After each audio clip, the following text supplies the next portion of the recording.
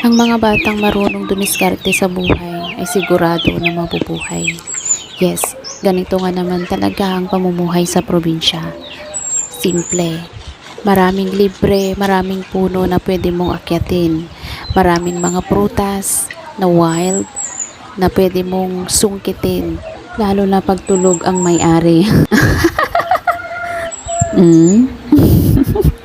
Ang mga bata sa probinsya, maaasahan Pakitang to din talaga nalam sila. Sa ganyang edad, alam na nila kung paano magtrabaho, alam na nila kung paano mabuhay. Oo, yan ang katotohanan na pamumuhay sa probinsya. Takman din nalam. Kaya kaibigan, Din nalam. pasyal Kitain ka, taman. pasyal ka, pasyal ka. Hingmat tayo. Kitain ta.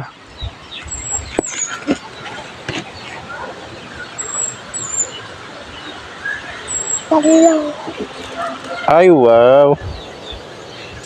Very good ganin ta na ba?